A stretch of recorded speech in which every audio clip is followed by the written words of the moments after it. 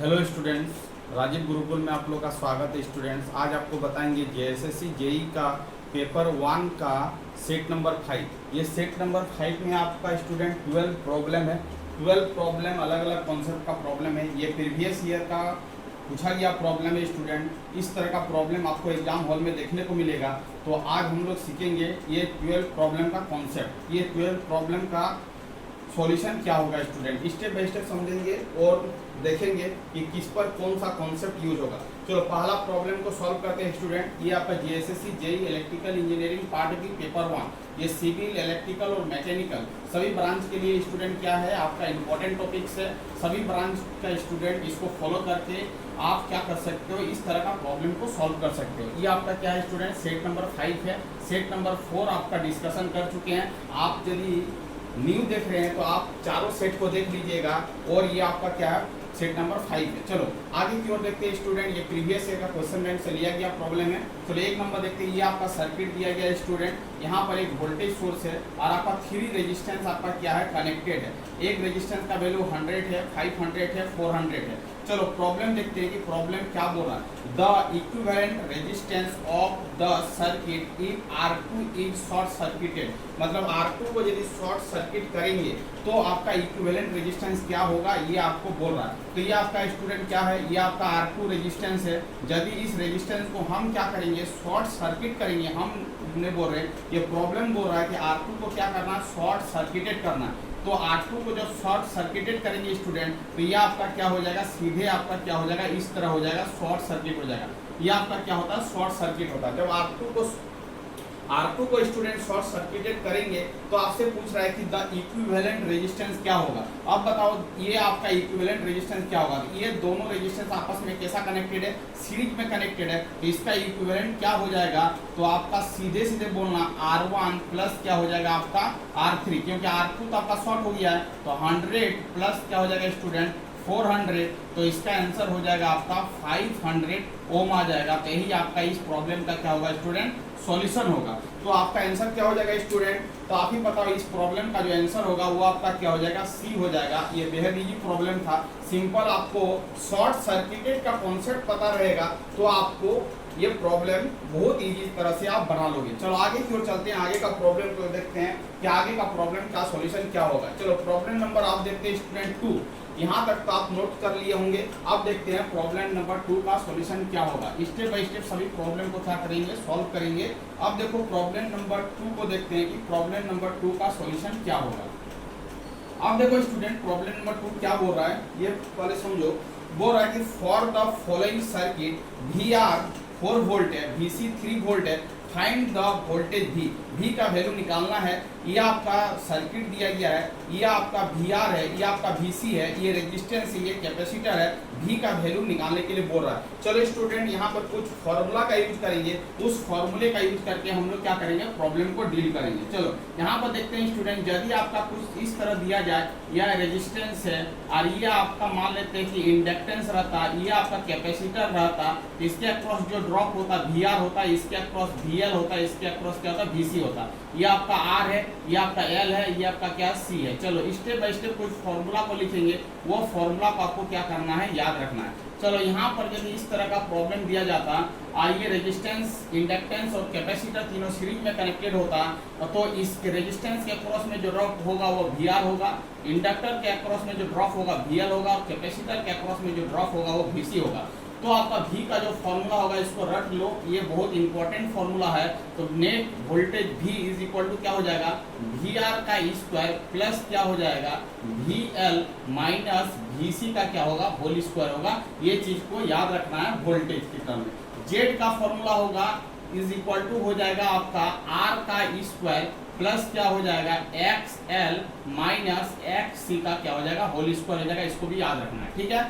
अब देखो चीजों को समझो।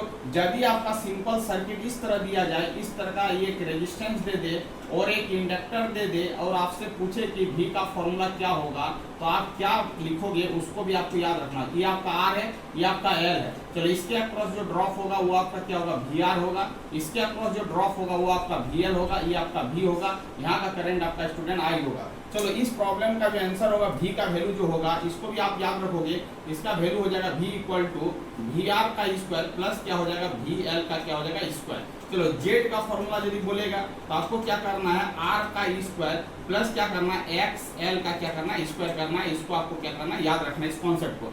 चलो यदि इस तरह का सर्किट दिया जाता है, एक रेजिस्टेंस दिया जाता और आपका एक कैपेसिटर दिया जाता और यहाँ पर एक वोल्टेज भी दिया जाता, ये V और ये आपका R रहता, ये C रहता, इसके अक्रॉस यदि ड्रॉप VR होता और इसके अक्रॉस ड्रॉप यदि VC होता तो V का फॉर्मूला होगा स्टूडेंट VR का स्क्वायर प्लस क्या होगा VC का क्या होगा स्क्वायर, और Z का फॉर्मूला होगा आपको याद रखना होगा R स्क्वायर प्लस क्या होगा XL का क्या होगा स्क्वायर, सॉरी XL नहीं XC का क्या होगा XC का क्या होगा स्क्वायर होगा। ये फॉर्मूला को याद रखना है, ये चारों फॉर्मूला को याद रखना है। बेहद कॉन्सेप्ट बेहद इंपॉर्टेंट कॉन्सेप्ट है और बेहद इजी है।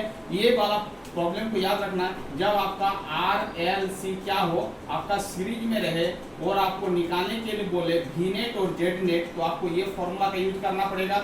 जब आपका आर एल सीरीज में रहे तो आपको क्या करना होगा स्टूडेंट, ये फॉर्मूला का यूज करके क्या करना होगा वी और जेड का वैल्यू निकालना होगा। और यदि आपका आर सी सीरीज में रहे तो आप इस फॉर्मूले का यूज करके क्या कर सकते हो, वी और जेड का वैल्यू को निकाल सकते हो। ये कॉन्सेप्ट हो गया। अब देखो यहाँ पर जो सर्किट है वो आर सी का सर्किट है, मतलब ये वाला फॉर्मूला यूज होगा क्योंकि आर और सी है। तो आपको क्या बोल रहा है, वी का वैल्यू निकालने बोल रहा है, तो वी का वैल्यू कैसे निकालोगे, तो वी इज इक्वल टू क्या हो जाएगा रूट ओवर वी आर का स्क्वायर प्लस क्या होगा वी सी का क्या होगा स्क्वायर। ये फॉर्मूला यूज करेंगे तो आपका वी आर के अक्रॉस में जो ड्रॉप है स्टूडेंट वो बोल रहा है आपका 4 वोल्ट है, तो 4 का स्क्वायर करेंगे तो 16 आएगा, और VC के अक्रॉस में जो ड्रॉप है 3 है, तो 3 का स्क्वायर करेंगे तो 9 आएगा। 16 प्लस 9 इज इक्वल टू क्या हो जाएगा आपका 25 हो जाएगा। इसको सॉल्व करेंगे स्टूडेंट तो आपका आएगा 5 वोल्ट। क्या आएगा 5 वोल्ट आएगा। इसका मतलब है इस प्रॉब्लम का जो आंसर होगा 2 नंबर का वो आपका क्या होगा सी होगा। क्या होगा 5 वोल्ट होगा। क्या होगा 5 वोल्ट होगा। चलो इसको नोट कर सकते हो, ये आपका कॉन्सेप्ट हो गया यहाँ से लेके यहाँ तक। और इस प्रॉब्लम का जो सॉल्यूशन होगा ये इस फॉर्मूले से निकलेगा। इस फॉर्मूले का यूज करके हम लोग क्या कर सकते हैं स्टूडेंट, वी का वैल्यू को फाइंड आउट कर सकते हैं, क्योंकि वी आर के अक्रॉस में जो ड्रॉप दिया गया 4 वोल्ट और VC के अक्रॉस में जो ड्रॉप दिया गया 3 वोल्ट। वैल्यू को पुट करेंगे 4 का स्क्वायर प्लस 3 का स्क्वायर होगा। 4 का स्क्वायर करेंगे तो 16 होगा, 3 का स्क्वायर करेंगे तो 9 होगा, सॉल्व करेंगे तो 5 वोल्ट का प्रॉब्लम का आंसर आ जाएगा। चलो स्टूडेंट ये आपका प्रॉब्लम नंबर 2 का सॉल्यूशन था। आराम से बेहद इजी प्रॉब्लम था। आप इस कॉन्सेप्ट को यदि आपको पता है तो आप इस प्रॉब्लम को इजीली वे क्या कर सकते हो, हैंडल कर सकते हो। हम क्या कर रहे हैं स्टूडेंट, पहले हम कॉन्सेप्ट बता रहे हैं, उसके बाद उस कॉन्सेप्ट पर कौन सा फॉर्मूला का इंप्लीमेंट करके इस प्रॉब्लम को सॉल्विंग करेंगे वो चीज भी बता रहे हैं। तो आपका क्या हो रहा है, कॉन्सेप्ट भी रेडी हो रहा है और इस प्रॉब्लम का सॉल्यूशन भी रेडी हो रहा है। एक साथ 2 काम हो रहा है स्टूडेंट। आप क्या करो, नोट करो। नोट करने के बाद आपको आना है प्रॉब्लम नंबर 3 पर। चलो प्रॉब्लम नंबर 3 क्या बोल रहा है स्टूडेंट, एक सर्किट दिया गया है, ये आपका R1 है, ये आपका R2 है, ये आपका R3 है।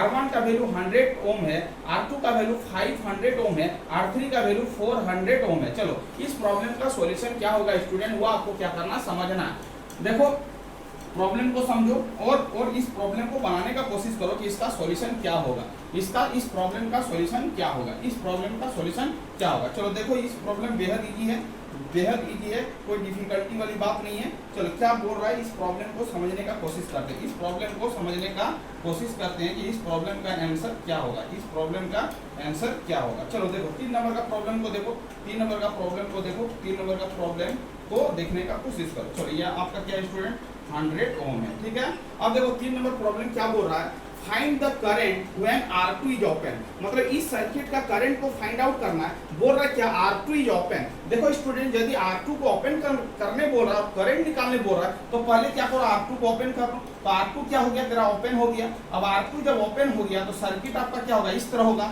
और ये सर्किट आपका क्या हो गया, ओपन सर्किट हो गया। आप ही बताओ ये सर्किट क्या हो गया, ओपन सर्किट हो गया। और जब सर्किट ओपन हो गया तो करंट का वैल्यू क्या होगा, आपका 0 होगा, क्योंकि आपको बता चुके हैं ओपन सर्किट में करंट का वैल्यू क्या होता है, 0 होता है। बेहद इजी प्रॉब्लम था, एक भी प्रॉब्लम, ये प्रॉब्लम में कुछ भी नहीं करना है, सिंपल बेसिक कॉन्सेप्ट को लगाना है, आंसर हो जाएगा आपका सी। क्या हो जाएगा 0 एम्पियर आ जाएगा। चलो 3 नंबर बेहद इजी था, कोई दिक्कत वाली बात नहीं। अब स्टूडेंट आते हैं प्रॉब्लम नंबर 4 पर कि प्रॉब्लम नंबर 4 का सॉल्यूशन क्या होगा। प्रॉब्लम नंबर 4 का सॉल्यूशन को देखते हैं कि 4 का सॉल्यूशन क्या होगा। क्या बोल रहा 4, देखो बेहद इजी प्रॉब्लम है। एक सर्किट दिया गया है, ये 28 वोल्ट का बैटरी है, ये 7 वोल्ट का बैटरी है। R1 का वैल्यू 4 है, R3 का वैल्यू 1 है, R2 एक लोड कनेक्टेड है, इसका जो रेजिस्टेंस वैल्यू है 2 ओम है। if the circuit shown is replaced with Norton's equivalent circuit, then find the Norton's equivalent resistance. चलो कुछ नहीं है, बेहद इजी प्रॉब्लम है। Norton's equivalent resistance find out करने बोल रहा इस प्रॉब्लम में। जब भी Norton's equivalent resistance find out करेंगे तो सबसे पहले देखेंगे यहाँ पर लोड कनेक्शन क्या है। तो लोड रेजिस्टेंस जो स्टूडेंट है 2 ओम है। इसका मतलब है जब भी इक्विवेलेंट निकालेंगे तो लोड को सबसे पहले क्या करना, ओपन सर्किट करना। ये बेसिक कॉन्सेप्ट है कि लोड के अक्रॉस में हम लोग क्या करते हैं, नॉर्टन्स इक्विवेलेंट रेजिस्टेंस को फाइंड आउट करते हैं। इसका मतलब स्टूडेंट लोड को आपको क्या करना, ओपन करना है, यहाँ से ही आपको देखना है और इक्विवेलेंट रेजिस्टेंस को क्या करना है, फाइंड आउट करना है, नॉर्टन्स इक्विवेलेंट रेजिस्टेंस। इसका मतलब आरएन का वैल्यू को फाइंड आउट करना है। चलो इसको ओपन कर दिया, आरएन का वैल्यू को फाइंड आउट करना है। जब आपने लोड को ओपन कर दिया तो आपका कनेक्शन 4 और 1 का क्या होगा, जब यहाँ से करंट को पास करोगे तो करंट 2 भाग में डिस्ट्रीब्यूशन होगा और जब करंट का डिवीजन होगा तो रेजिस्टेंस का कनेक्शन कैसा होगा, पैरेलल होगा। इसका मतलब नॉर्टन्स इक्विवेलेंट का जो वैल्यू आएगा स्टूडेंट वो आपका आएगा R1 Guna R3 dividing by क्या हो जाएगा, R1 प्लस क्या हो जाएगा, R3 हो जाएगा। चलो R1 का वैल्यू 4 है, R3 का वैल्यू 1 है, 4 प्लस क्या होगा 1, 4 बाई क्या होगा 5। इसको सॉल्व करेंगे स्टूडेंट तो 0.8 ओम आएगा। इसका मतलब है इस प्रॉब्लम का जो आंसर होगा वो आपका हो जाएगा सी। क्या हो जाएगा, सी। चलो ये प्रॉब्लम किसका था, ये प्रॉब्लम आपका था 4 नंबर का सॉल्यूशन। आप नोट कर सकते हो, कोई दिक्कत वाली बात नहीं है। ये प्रॉब्लम नंबर 4 का सॉल्यूशन था। चलो 5 नंबर में देखते हैं कि 5 नंबर का सॉल्यूशन क्या होगा। 5 नंबर का सॉल्यूशन को करते हैं। 5 नंबर का सॉल्यूशन क्या होगा, इन ए 3 फेज और a single phase circuit reactive power और एक्टिव पावर का रेशियो को पूछ रहा है स्टूडेंट। तो रिएक्टिव पावर और एक्टिव पावर का रेशियो क्या होगा, वही चीज आपको क्या कर रहा है, पूछ रहा है। चलो रिएक्टिव पावर लिखते हैं, डिवाइडिंग बाय क्या हो जाएगा आपका, एक्टिव पावर। क्या हो जाएगा, एक्टिव पावर। चलो यहाँ पर फॉर्मूला को भी क्या करना, नोट करना। रिएक्टिव पावर का जो फॉर्मूला होता है स्टूडेंट VI और क्या होगा आपका साइन थीटा होगा, और एक्टिव पावर का जो फॉर्मूला होगा VI और क्या होगा कॉस थीटा होगा। ये आपको फॉर्मूला को याद रखना है। ये आपका हो गया रिएक्टिव पावर और नीचे वाला क्या हो गया, एक्टिव पावर। चलो जो कैंसिल हो रहा है उसको कैंसिल करेंगे, ये कैंसिल हो जाएगा स्टूडेंट। तो sine theta by cos theta is equal to क्या हो जाएगा, टेन थीटा हो जाएगा। इसका मतलब रिएक्टिव पावर और एक्टिव पावर का जो रेशियो होगा स्टूडेंट वो आपका क्या होगा, टेन थीटा होगा। बेहद इजी प्रॉब्लम था, कोई दिक्कत वाली बात नहीं है। ये फॉर्मूला सिंपल याद रखना है तो ये प्रॉब्लम क्या हो जाएगा, सॉल्व हो जाएगा। चलो प्रॉब्लम नंबर 6 को सॉल्यूशन करते हैं। 6 का प्रॉब्लम को देखते हैं। अब देखो एक 4 Henry coil is coupled with 25 Henry coil, मतलब 4 हेनरी कॉइल को कपल कर रहे हैं 25 हेनरी कॉइल से।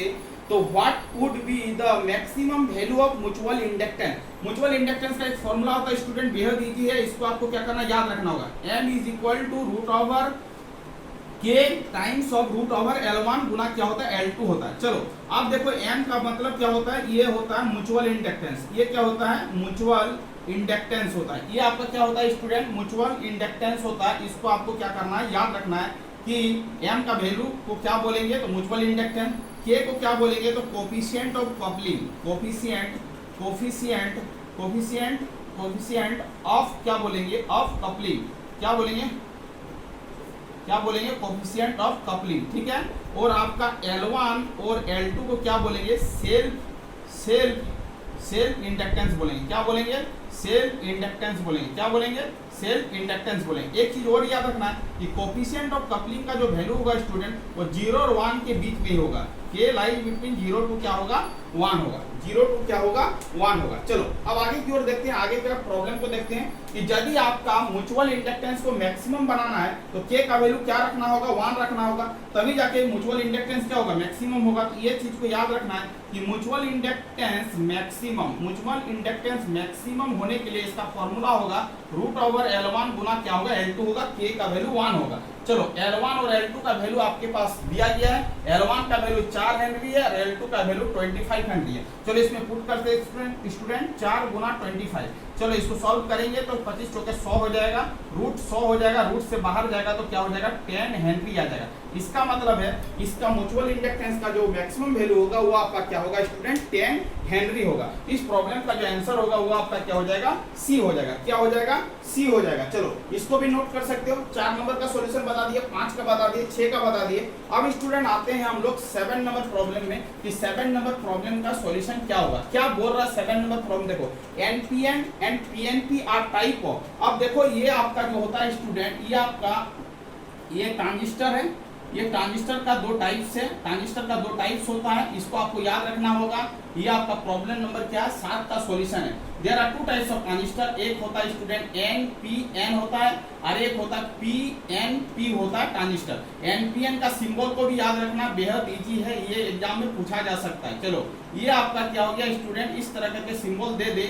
ये आपका बेस टर्मिनल होता है, ये आपका कलेक्टर होता है, ये आपका क्या होता है इमीटर होता है, ये आपका क्या होता है इमीटर होता है, ये आपका क्या होता है ये आपका कलेक्टर टर्मिनल होता है और ये आपका स्टूडेंट क्या होता है बेस होता है। ठीक है, बेस को बी से लिखते हैं, इमीटर को ई से लिखते हैं और कलेक्टर को सी से लिखते हैं। ठीक है, यदि आपका एरो बाहर की तरफ रहे तो ये आपका जो ट्रांजिस्टर होगा स्टूडेंट ये आपका हो जाएगा एनपीएन, एनपीएन हो जाएगा। ये आपका हो जाएगा पी टर्मिनल, ये हो जाएगा आपका एन टर्मिनल, ये हो जाएगा आपका एन टर्मिनल। तो इसको क्या बोलेंगे एनपीएन ट्रांजिस्टर का सिंबल बोलेंगे, 3 टर्मिनल होता है। और यदि स्टूडेंट आपको पीएनपी बोले तो बेहद इजी है, कुछ भी नहीं करना है। एरो ये बाहर है, यहाँ पर एरो क्या होगा अंदर की तरफ होगा, तो ये आपका क्या हो जाएगा स्टूडेंट, ये आपका हो जाएगा पीएनपी ट्रांजिस्टर। तो ये दोनों सिंबल को क्या करना है याद रखना है, ये एग्जाम में बार बार पूछा जाता है। ये आपका पीएनपी ट्रांजिस्टर का सिंबल है, ये आपका जो स्टूडेंट है एनपीएन का ट्रांजिस्टर का क्या है सिंबल है। इस दोनों सिंबल को क्या करना है याद रखना है, एग्जाम में पूछा जा सकता है। इसका मतलब है स्टूडेंट एनपीएन और PNP are a type of क्या है एक ट्रांजिस्टर का टाइप से। चलो इसको भी याद रखोगे, ये भी बेहद इंपॉर्टेंट प्रॉब्लम है, ये आपका एग्जाम में बार बार पूछा जाता है। चलो 7 नंबर का प्रॉब्लम का सॉल्यूशन कर दिए स्टूडेंट। अब आते हैं प्रॉब्लम नंबर 8 पर कि प्रॉब्लम नंबर 8 का सॉल्यूशन क्या होगा। तो यहाँ पर एक बेहद इंपॉर्टेंट फॉर्मूला का यूज करेंगे, उस फॉर्मूला का आपको क्या करना होगा याद रखना।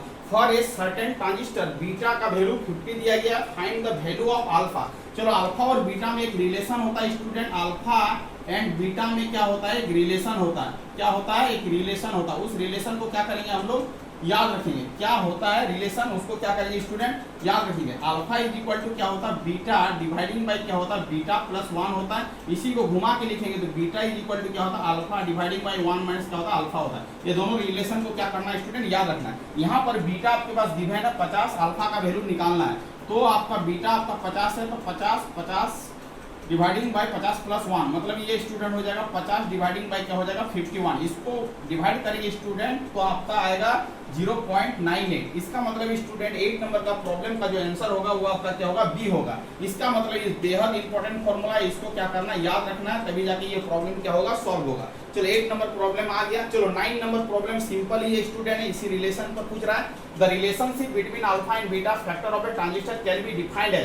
मतलब अल्फा और बीटा में क्या रिलेशन है, कौन सा मतलब ऑप्शन करेक्ट है। इसका मतलब बीटा इज इक्वल टू क्या होगा student alpha dividing by 1 minus क्या होगा अल्फा होगा। इस प्रॉब्लम का जो आंसर होगा वो आपका क्या हो जाएगा ए हो जाएगा। क्या हो जाएगा ए हो जाएगा। चलो स्टूडेंट आगे की ओर चलते हैं, प्रॉब्लम नंबर 10 को देखते हैं। एक सिंबल दिया गया है, इसको आइडेंटिफाई करना है कि ये किसका सिंबल है। ये आपको आइडेंटिफाई करना है कि ये सिंबल किसका है। चलो देखते हैं ये सिंबल किसका है। तो आपसे स्टूडेंट यदि पूछेगा आइडेंटिफाई करने के लिए 10 नंबर प्रॉब्लम, यदि इस तरह का एक लाइन दे देगा, ये आपका टर्मिनल है, ये टर्मिनल है और ये इसे बेंड करके यदि यहाँ पर दिखाएगा कि ये आपका क्या है, जैसे ये करके बेंड करके दिखा रहा है ये इमिटर टर्मिनल है, ये बेस 1 है और ये आपका क्या बेस 2 है। इस तरह का दिखा दे और ये पूछे कि ये किसका सिंबल है, तो आपको बोलना है ये सिंबल जो होता है यूजीटी क्या होता है, ये पहले हम बता चुके हैं, अपने वीडियो में अपलोड कर चुके हैं, देखिएगा इलेक्ट्रॉनिक्स का सभी सिंबल को बताए थे। तो यू का मतलब यूनी जंक्शन ट्रांजिस्टर, ये आपका क्या है यूनी जंक्शन ट्रांजिस्टर का क्या है सिंबल है स्टूडेंट। तो इसका मतलब ये हो जाएगा 10 का क्या हो जाएगा बी हो जाएगा, 10 का क्या हो जाएगा बी हो जाएगा। चलो ये 10 का आंसर है। चलो 11 का सॉल्यूशन बताते हैं स्टूडेंट। 11 का सॉल्यूशन क्या होगा, identify correct relation, identify correct relation. तो आपका क्या होता है यहाँ पर ट्रांजिस्टर में 3 टर्मिनल होता है, तो 3 टर्मिनल में 3 को करंट होगा। IB का मतलब बेस करंट, IC का मतलब कलेक्टर करंट और IE का मतलब क्या होता है इमीटर करंट। तो आपको याद रखना होगा रिलेशन कि I E emitter current is equal to होता है बेस करंट प्लस क्या होता है कलेक्टर करंट। इसका मतलब स्टूडेंट आई ई का मतलब होगा इमीटर करंट, इसको याद रखना होगा इमीटर करंट होगा, आई ई का मतलब क्या होगा इमीटर करंट होगा, उसके बाद आई बी का मतलब क्या होगा बेस करंट होगा स्टूडेंट, और आई सी का मतलब क्या होगा आपका कलेक्टर करंट होगा। क्या होगा कलेक्टर करंट होगा, ठीक है। इसका मतलब ये रिलेशन होता है emitter current is equal to base current plus क्या होगा कलेक्टर करंट। तो आप देखो, आप समझने का कोशिश करो, यहाँ से ये भी याद रखना है कि इमीटर करंट सबसे ज्यादा होता है, उसके बाद कलेक्टर करंट होता है, उसके बाद क्या होता है बेस करंट होता है। बेस करंट सबसे क्या होता है स्टूडेंट छोटा होता है। ये भी रिलेशन को आपको क्या करना होगा याद रखना होगा। इसका मतलब emitter current is equal to base current plus collector current होता है। इमीटर करंट सबसे ज्यादा होता है, उसके बाद कलेक्टर करंट होता है, उसके बाद क्या होता है बेस करंट होता है। वही आपका सीक्वेंस पूछ रहा है स्टूडेंट, तो सीक्वेंस में कौन सा सही है, ये वाला तो गलत है, ये वाला भी गलत है। Emitter current is greater than collector current, collector current से ग्रेटर होगा, कलेक्टर करंट ग्रेटर होगा बेस करंट, मतलब ये आंसर हो जाएगा आपका स्टूडेंट सी। चलो आगे का कॉन्सेप्ट एक समझते हैं 11, ये लास्ट प्रॉब्लम है। लास्ट प्रॉब्लम का कॉन्सेप्ट को समझते हैं, आपको नोट करना तो आप यहाँ से नोट कर लो। अब देखो 12 नंबर प्रॉब्लम को सॉल्व करते हैं स्टूडेंट। यहाँ पर भी एक कॉन्सेप्ट छिपा हुआ है, उस कॉन्सेप्ट को जानना जरूरी है, तो आप प्रॉब्लम को इजीली तरह से क्या कर सकते हो हैंडल कर सकते हो। चलो आपसे एक प्रॉब्लम पूछ रहा है, 2s कॉम्प्लीमेंट निकालने के लिए पूछ रहा है। 1 0 1 0 1 0 1 का क्या बोल रहा है कि इसका 2s कॉम्प्लीमेंट निकालो। 2s कॉम्प्लीमेंट निकालो, 2s कॉम्प्लीमेंट निकालो, ठीक है। तो सबसे पहले जब भी कोई नंबर दिया जाता है उसका 1s कॉम्प्लीमेंट निकालते हैं। फर्स्ट स्टेप में आपको क्या करना होगा 1s कॉम्प्लीमेंट निकालना होगा, तभी जाके क्या होगा 2s कॉम्प्लीमेंट निकलेगा। तो 1s कॉम्प्लीमेंट कैसे निकालेंगे स्टूडेंट, बेहद ईजी है। उस कॉन्सेप्ट को याद रखना है कि कोई भी नंबर आपके पास गिवन है उसका 1s कॉम्प्लीमेंट कैसे निकालेंगे। यदि 1 दिया गया उसको 0 में कन्वर्ट कर देना है, और यदि 0 दिया गया तो उसको क्या करना है 1 में कन्वर्ट करना है। क्या करना है कन्वर्ट करना है। 1 को 0 में कन्वर्ट करना है और 0 को किस में कन्वर्ट करना है 1 में कन्वर्ट करना है। तो यहाँ पर आपका स्टूडेंट 1 है तो आपको 0 में कन्वर्ट करना है, जहाँ पर 0 है 1 करना है, 0 1 0 1 और 0 हो जाएगा। ये आपका क्या हो गया स्टूडेंट 1s कॉम्प्लीमेंट हो गया। इस नंबर का आपका 1s कॉम्प्लीमेंट क्या हो गया, ये हो गया 1 का 0 0 का 1 1 का 0 0 का 1 1 का 0 0 का 1 और 1 का 0 हो जाएगा। अब 2s कॉम्प्लीमेंट करना स्टूडेंट बेहद ईजी है। इसका 2s कॉम्प्लीमेंट कैसे करेंगे 1 सेकंड में आपको समझ में आएगा। आप क्या करो नोट्स बनाते जाओ। अब देखो 0 1 0 1 0 1 0 आया, 1s कॉम्प्लीमेंट आया। 2s कॉम्प्लीमेंट करने के लिए कुछ नहीं है, इसमें 1 ऐड करेंगे। चलो ऐड करेंगे, 0 और 1 क्या हो जाएगा 1 ये 1 ये 0 ये 1 ये 0 ये 1 ये 0 हो जाएगा। अब देखो कौन सा आंसर होगा स्टूडेंट 0 1 0। अब 0 के बाद क्या 1 0 1 0, 0 के बाद 1 0 1 0 1 1। इसका मतलब स्टूडेंट इसका आंसर क्या हो जाएगा सी आ जाएगा। इसका मतलब जब भी 2s कॉम्प्लीमेंट पूछेगा तो सबसे पहले 1s कॉम्प्लीमेंट निकाल लेना है। ये आपका 1s कॉम्प्लीमेंट होगा। 1s कॉम्प्लीमेंट में 1 ऐड करेंगे तो वो जो नंबर आएगा वही आपका क्या होगा स्टूडेंट 2s कॉम्प्लीमेंट होगा। तो इस नंबर का 2s कॉम्प्लीमेंट क्या होगा ये होगा। इसको आपको क्या करना है नोट करना है। तो आज बेहद इंपॉर्टेंट सीरीज था, टेस्ट सेट नंबर 5 था। ये सेट नंबर 5 का में हम लोग कितना प्रॉब्लम लिए थे 12 प्रॉब्लम लिए थे। ये 12 प्रॉब्लम को क्या करना है स्टेप बाय स्टेप डिस्कशन करना है, नोट्स बनाना है, इसका कॉन्सेप्ट को समझना है और इसको याद रखना है। इस कॉन्सेप्ट को भूलना नहीं है। इस कॉन्सेप्ट पर यदि प्रॉब्लम आए तो आप आराम से हैंडल कर सकते हो। हमने क्वेश्चन बैंक का ही प्रॉब्लम लिया है, इस तरह का प्रॉब्लम को डिस्कशन कर रहे हैं, इस तरह का प्रॉब्लम का सिलेक्शन कर रहे हैं कि प्रॉब्लम के साथ थ्योरी का भी कॉन्सेप्ट आपका क्या हो जाए क्लियर हो जाए।